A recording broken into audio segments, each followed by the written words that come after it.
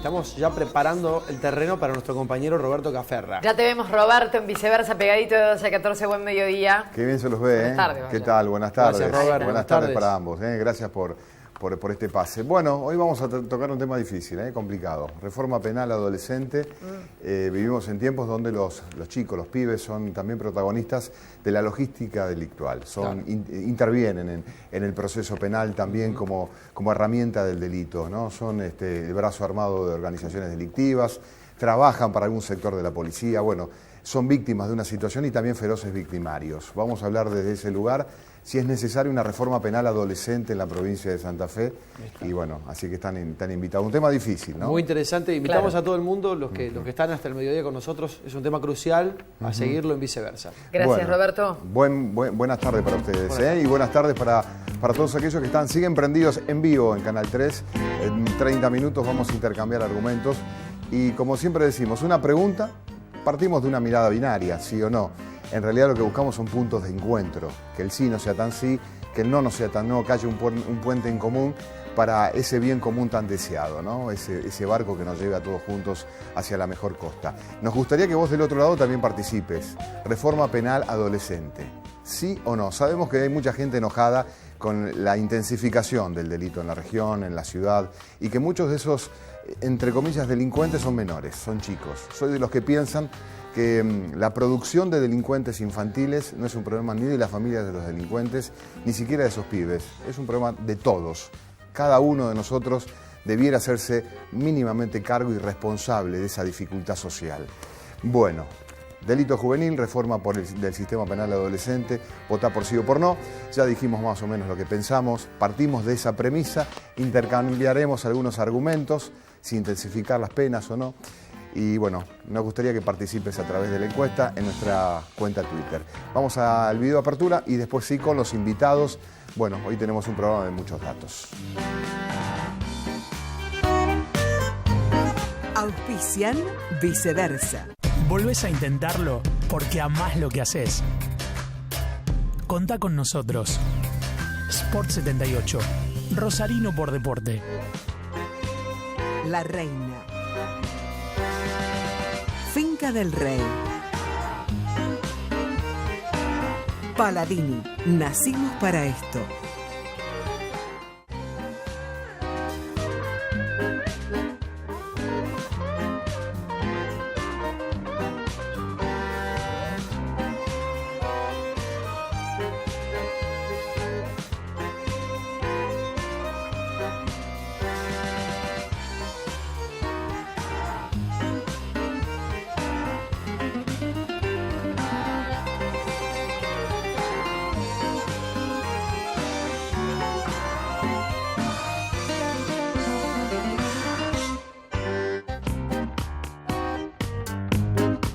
Gracias por acompañarnos.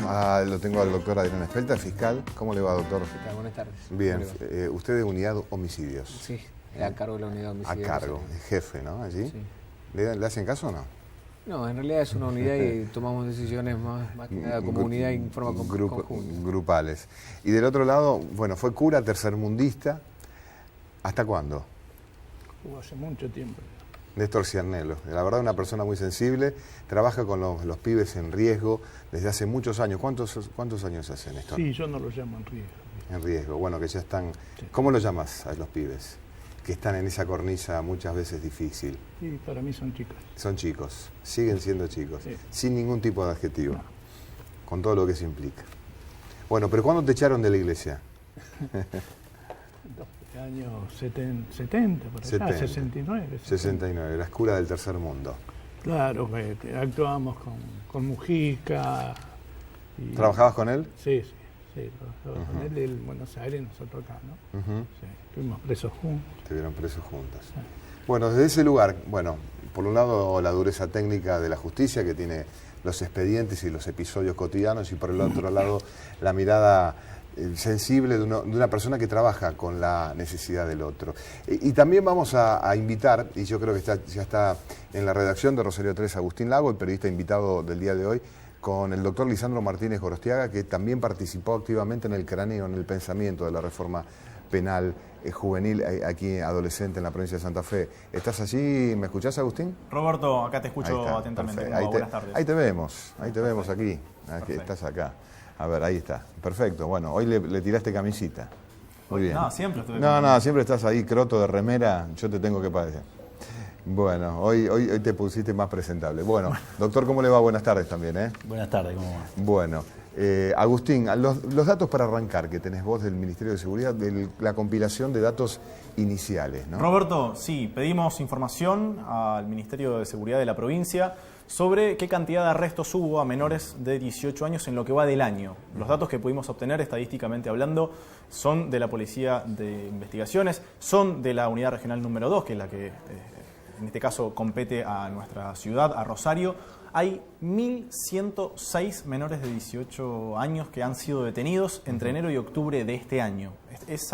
Ese dato, esa cifra está partido en dos. 46 de esos 1.106 son chicos de entre 10 y 13 años, el resto de entre 14 y 17 años. ¿Cuáles son los delitos más comunes o la mayor cantidad de delitos por las cuales se detienen hoy en Rosario a menores? Son tentativas de robo simple y también por circular en vehículos que tienen pedido de captura, aquellos vehículos que suelen ser remitidos al corralón municipal en distintos controles vehiculares. También robo calificado. Bueno, ellos son los delitos más comunes, según las estadísticas que hemos recibido para Viceversa, que han cometido en este año las personas que han sido detenidas en nuestra ciudad. Muy bien, vamos a pedir, en minutos vamos a hablar con el doctor Lisandro Martínez Gorostiaga. ¿Por qué es necesaria una reforma penal adolescente, doctor? En realidad la pregunta que yo les devolvería sería ¿por qué no equiparar al sistema que entendimos adversarial y con mayor garantía para cualquier imputado? ¿Por qué no equipararlo o también modernizarlo también en pos de los menores? Digamos, dentro de los delitos que se cometen en la provincia hoy, ¿los menores son muy protagonistas, protagonizan mucho de esa actividad delictiva? Según los números que venimos manejando, sí, son protagonistas, pero con una particularidad: la mayoría de ellos no están solos, están con un mayor que de alguna manera es el que hace o la logística o es el que aporta de alguna manera datos o elementos necesarios para que el menor pueda llegar a esta circunstancia o acercarse al delito, porque un arma seguramente, por ejemplo, es proporcionada por un mayor en el 100% de los casos que un menor tenga un arma. Y entonces necesitamos siempre la ayuda del mayor. El conflicto no solamente debe estar circunscrito al menor, sino debe ver el contexto en el que este menor se desarrolla o se mueve en el momento en que nosotros nos hacemos presente al hecho. Un amigo suyo me dijo hace un rato, le pregunté cómo estábamos y me dijo, estamos jodidos. Yo le pregunto a vos, te pregunto a vos, Néstor, ¿estamos jodidos con respecto a los pibes, no? Fundamentalmente. Si vos me permitís, también voy a decir, sí, estamos complicados. Estamos complicados. Jodidos, si querés, en algunos territorios estamos complicados en general. Ahora también estamos complicados respecto de los menores, cuando tenemos la visión sobre los menores, que empezamos a trabajar desde el delito. Empezamos a referirnos a los menores desde el delito. Estoy viendo esas... Sí, cuando ya aparecen... Mire, el delito. Ajá. El doctor también, es su función, habla del delito. El otro doctor del delito. Estamos refiriéndonos a los menores desde el delito. Me parece una cuestión que castiga al menor. Entonces, yo no quiero entrar... Ya está con el estigma. Ya está el estigma. Ya está la cruz. Vinimos a un programa, El Chico Delincuente. Sí. Entonces, no voy a decir, no, porque hay muchos más chicos que no son... No, esa no es la cuestión. ¿Cómo ubicamos a todos los chicos en un proceso de educación, de formación, de protección? Partamos de allí, la visión de los chicos. Y a partir de allí vamos a ver las conductas. Yo leí un libro suyo hace mucho tiempo. ¿Cuándo fue que escribió Los chicos de 2005, Los chicos delincuentes? Que era un fenómeno, pero que no estaba tan desarrollado como hoy. El doctor Lisandro Martínez Gorostiaga participa dentro del Ministerio de Justicia como también un cráneo, o digamos, una manera informal de decir, pensar en la reforma penal adolescente. ¿Qué inspiró esto, doctor?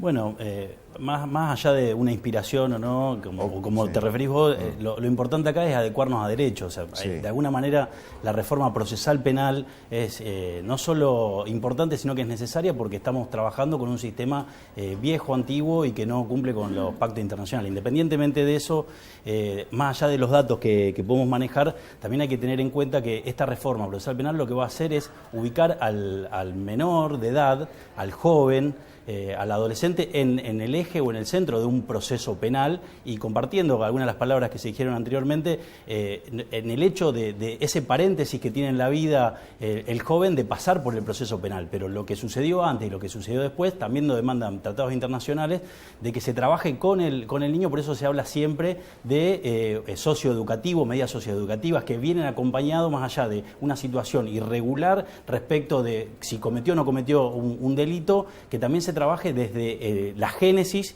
y hacia dónde se va. Por eso también la adecuación que tiene esta reforma al Código Procesal Penal Juvenil, que nosotros le llamamos, que ingresó a fin de marzo, principio de abril, lleva a poner, además en el eje, poner a los actores, como a la Fiscalía a cargo de la investigación, al defensor defendiendo al menor de edad, y sobre todo un juez que entienda de la especialidad que se merece, en este caso, para lo que son menores de edad, en conflicto con la ley penal, pero sin desconocer que hay un trabajo previo y un trabajo posterior que se debe hacer con el chico. Le pregunto ahora al doctor Adrián Espelta, ¿qué pasa con un menor cuando comete un delito? Bueno, nosotros tenemos una particularidad hoy, y de acuerdo, coincido con lo que dice el doctor Martínez Gorostiague, nosotros no tenemos injerencia, porque el sistema al cual se adecuó el nuevo paradigma es solamente para los mayores. ¿Y qué pasa hoy con un menor que comete un delito? Nosotros lo que hacemos es remitirlo a los juzgados de menores, que tienen otro tipo de sistema que, sí es cierto, lo que acabo de escuchar, se aleja a las prerrogativas internacionales para los tratos que deben tener el menor en un proceso penal, y en esto voy a, de alguna manera, a afirmar lo que dice el señor, en cuanto que nosotros intervenimos ahora. Antes no tuvimos injerencia. Primero hablo de nosotros, hablo del Estado, no ha tenido injerencia, había tenido que intervenir recién ahora con el poder punitivo, y eso a lo mejor hubiese sido menos, o hubiésemos tenido que participar menos. Si hubiésemos participado con anterioridad, llegaríamos a este estado donde el poder punitivo no hubiese sido necesario intervenir por parte del Estado. Ese es el punto nuestro, nuestra intervención en este último estado. Le pregunto a Néstor Cernelo, digamos, casi un asistente social permanente de la niñez, ¿no?, de los jóvenes. ¿Qué hacemos mal para construir como sociedad jóvenes violentos? Lo primero que hacemos mal es lo que decía antes, enfocar el problema desde la conducta delictual. El doctor se refiere al Código Procesal Penal en la provincia de Santa Fe. Por empezar, en la Convención de los Derechos Humanos no se tiene en cuenta, que es el marco jurídico máximo, la ley máxima de todo lo que se refiere al menor, donde en ningún momento está referido al tema penal. Entonces, se la desconoce totalmente. Hablamos de un código penal y no hablamos de derecho penal. ¿Sobre qué se basa en ese código penal? No lo sabemos. No hay un compendio legal de derecho del menor. No existe. Pero existe la convención, por lo menos. Pero ¿por qué no nos dedicamos a hacer un derecho del menor? Formador, educador, protector. Si ese está en la esencia del ser humano. La verdad, el amor, la libertad. Pero si lo conculcamos, cuando le cortamos el desarrollo neuronal, con la poca comida, con los malnutridos, que son muchas veces carne de cañón de la droga, son soldaditos, son delincuentes, como se lo llama. Sí. Le cortamos el desarrollo emocional, sus familias destruidas. El padre no tiene trabajo, no le puede dar de comer, padres, padrastros y padrastros. Entonces, ¿cómo lo vamos a juzgar? ¿Cómo le vamos a hacer un código procesal penal a esos chicos cuando no dimos la parte jurídica legal de la protección? A mí me parece una aberración. Incluso hasta el doctor está usando terminología, disculpe, doctor, pero la situación irregular... ¿A quién te referís? ¿A Lisandro? Al doctor, sí. Lisandro está allí. La situación irregular, ya la ley 26061 la dejó de lado hace bastante tiempo. Y la ley provincial, no me acuerdo el número ahora, se adhirió. Entonces, yo digo, me parece que el marco donde comenzamos a hablar de un código procesal penal, ya vamos por mal camino. Quien habla con nosotros es Néstor Ciernello, lo vuelvo a presentar. Estamos en vivo por Canal 3, fue sacerdote de Tercer Mundo en la década del 60 y es un militante social. Está en el barrio, está en el medio del problema hace mucho tiempo. Escribió un libro sobre los jóvenes, los chicos que delinquen. Doctor Lisandro Martínez Gorostiaga, bueno, está en la reforma procesal adolescente, penal adolescente. ¿Tiene alguna apunta, algún aporte después de lo que dijo Néstor? Sí, por supuesto. La ley que refiere Néstor es la ley 12967, sancionada en el 2009, que efectivamente contiene todo eso que señala que no existe, pero sí existe, que esta ley de protección integral de los jóvenes, de protección integral, que crea un organismo de aplicación que está dentro del Ministerio de Desarrollo Social, que es la Subsecretaría de Niñez, y ese es el que hace el abordaje. Pero independientemente de esa situación de que existe y fue contemplada, y el mismo proyecto de reforma contempla esa situación y empalma algunas cuestiones que tienen que ver con las intervenciones antes, durante y después del proceso, nosotros, para seguir un poco con los números y que marcaba también Agustín, hoy en la provincia de Santa Fe tenemos 60 chicos en situación de encierro por orden judicial de los juzgados de menores. ¿Cuántos? 60 chicos en situación de encierro por orden judicial. En Rosario.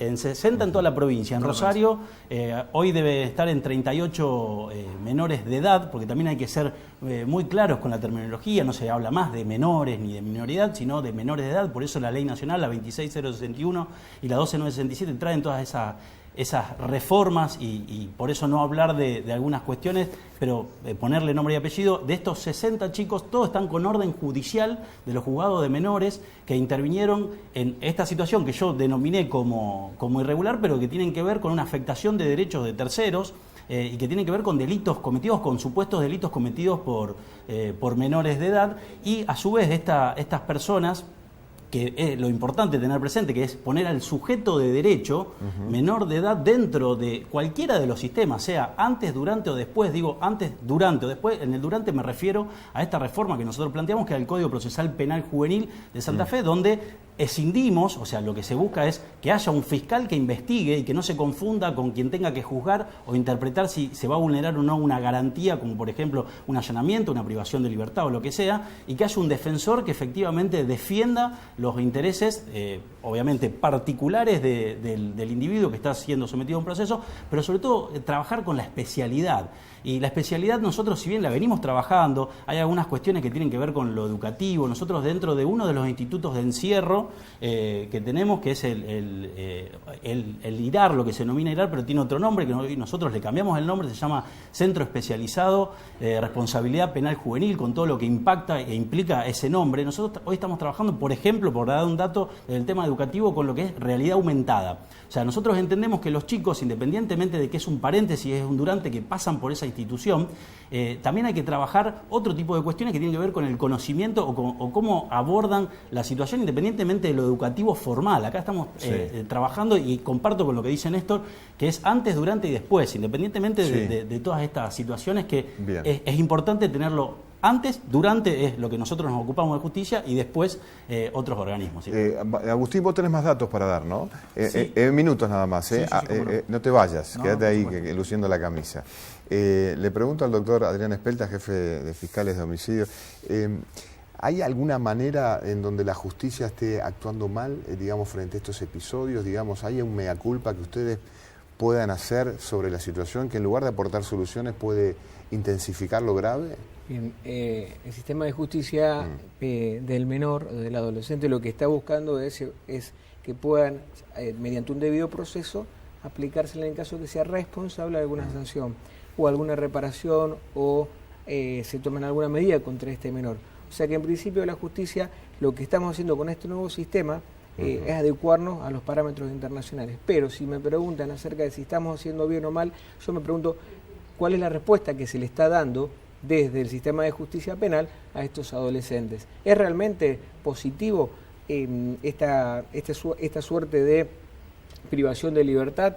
Ahí es donde hay que poner el ojo, o donde está el ojo de la tormenta, en la reparación de esta persona. Yo me pregunto, si una persona tiene alguna dolencia, algún padecimiento de salud, va a un médico. Sí. Un médico que le va a dar una respuesta a ese padecimiento de salud. Nosotros tenemos que buscar, más allá de a la edad en que lo empecemos a hacer, a la edad en que esto se efectivice, buscarle una respuesta para, como dice el doctor Martínez Gorostiaga, analizar antes, durante y después, fundamentalmente el después de esos chicos, que si bien hubo una carencia del Estado hasta el momento del delito, como dice Néstor, y coincido con lo que acaba de manifestar, bueno, ahora que tenemos la posibilidad de tener una injerencia como Estado, tratemos de que, de alguna manera, evitar que esto se reitere. Cómo buscar con una respuesta por parte del Estado, en este caso tiene que ser punitiva, pero no una sanción por la sanción misma, sino que busquemos reparar a la conducta que viene llevando este chico por las carencias anteriores, como bien manifestamos.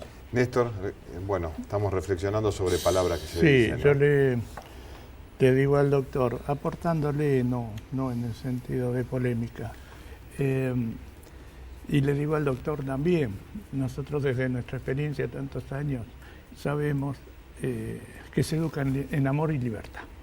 Nunca se educa con la pena, con el derecho penal.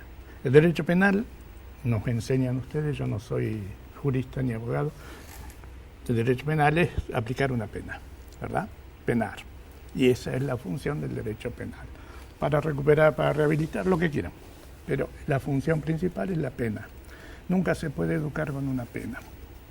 Se educa cuando el chico entra en otro ámbito, en otro camino. Yo le voy a decir al doctor y le quisiera preguntar, ¿es verdad que han cerrado Lagos?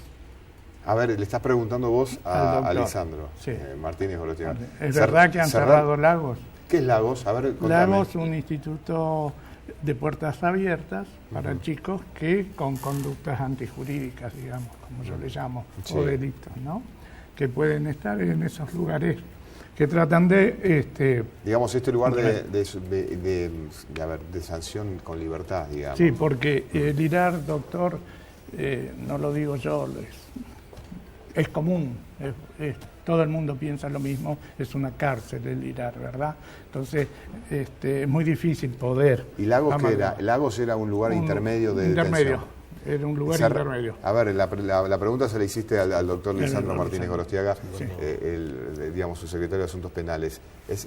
¿Puede responder? ¿El doctor tiene el dato o tiene el detalle? No, intervengo yo porque se le cortó justo el retorno, mira. Lo que le preguntaba. Sí, lo de Lagos. Lo de Lagos iba cerrado. Bien, en realidad la provincia de Santa Fe tiene, yo hago la referencia de los 60 chicos en situación de encierro que refiere básicamente a dos instituciones, que una es el ex-IRAR y el otro es Las Flores, que también es ex-Las Flores en Santa Fe.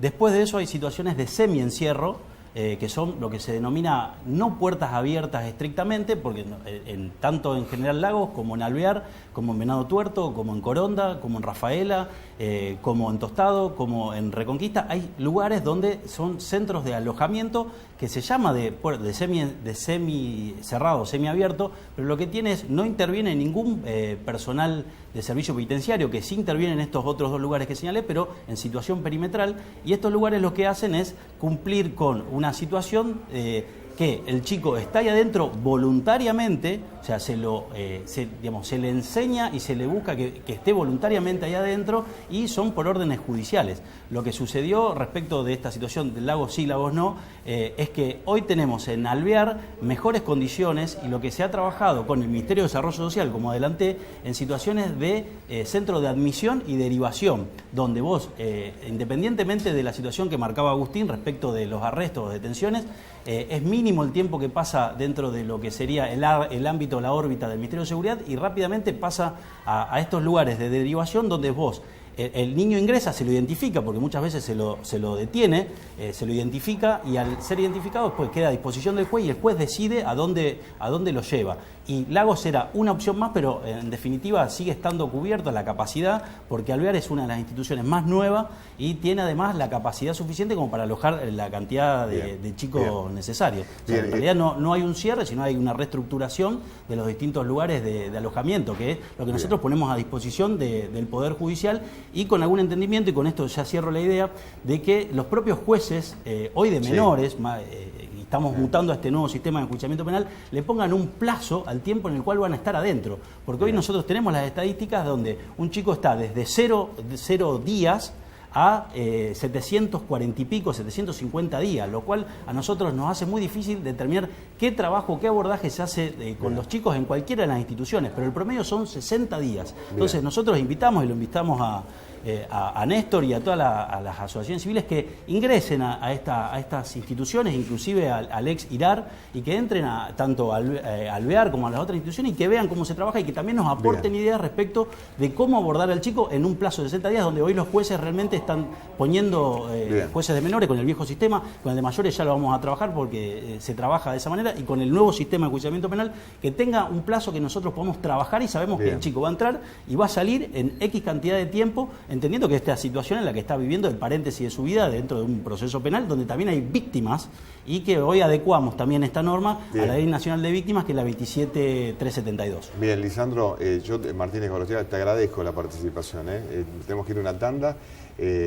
Bueno, quédate, nos quedan 5 minutos, vamos a una tanda. Antes de la tanda, el productor me está pidiendo que haga preguntas y la dejemos rebotando, pero yo le voy a cambiar el cierre, por lo menos de este bloque. Estamos haciendo una encuesta donde vos podés participar. Del otro lado, y esto tiene que ver con lo último que vamos a hablar, la presión social frente a los resultados que pudiera demandar o no la justicia, las instituciones del Estado. ¿Qué piensa el vecino? ¿Qué piensa el que vive al lado de tu casa? ¿Qué hacemos con un pibe que se ha dedicado, obviamente, a transitar esos caminos, ¿no? ¿Cómo lo ayudamos? ¿Cómo podemos intervenir socialmente? Delito juvenil, reforma del sistema penal de adolescentes, ¿sí o no? ¿Vos qué opinás? Y cuando decimos que sí, obviamente hay una carga también que tiene que ver con la sanción penal, ¿no? Frente al pibe que comete un delito, que se transforma, como pibe que comete un delito, un delincuente, ¿no? Vamos a hablar con Néstor Cianello sobre esto. Adrián Espelte, hasta Lisandro Martínez Gorostiaga. Nos quedan 5 minutos de programa.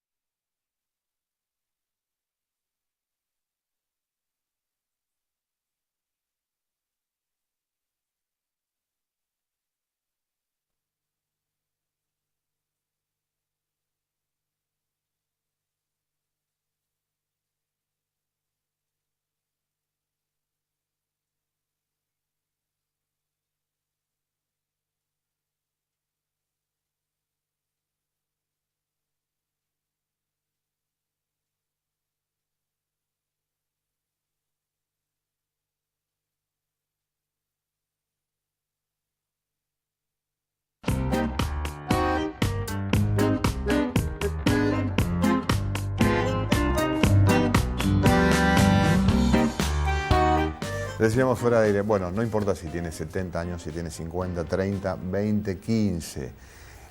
La gente que es víctima de una situación delictiva no discrimina si es menor o mayor.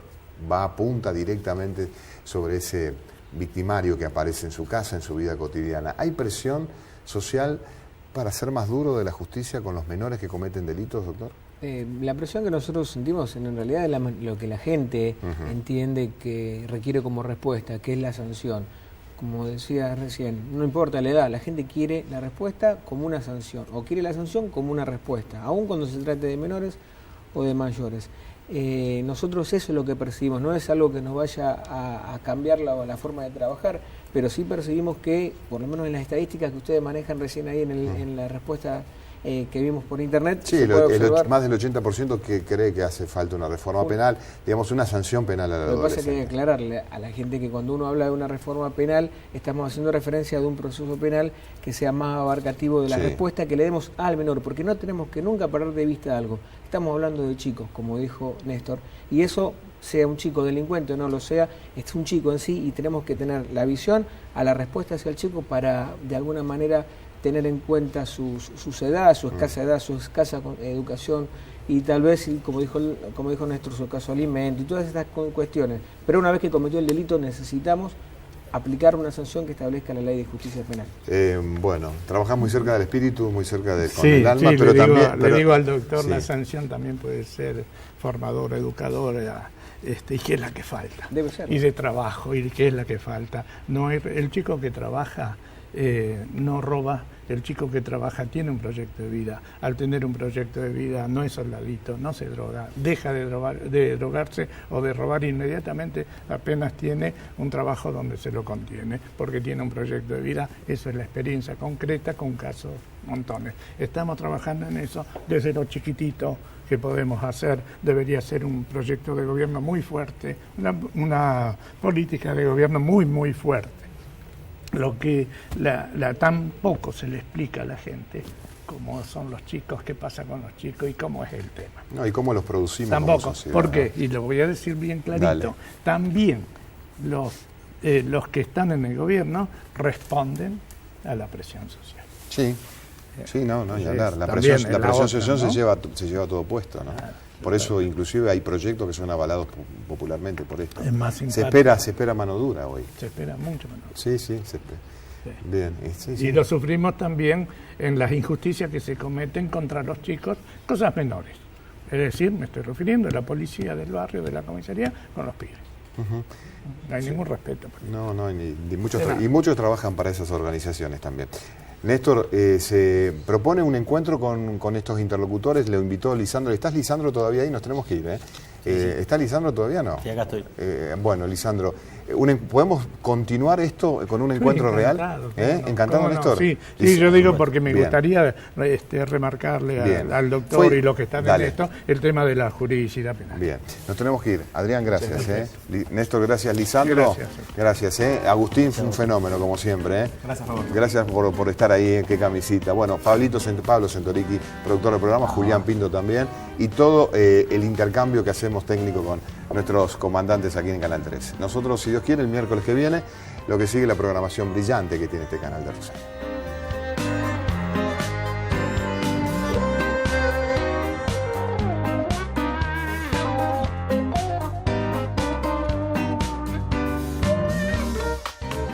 Auspician Viceversa. Volvés a intentarlo porque amás lo que haces.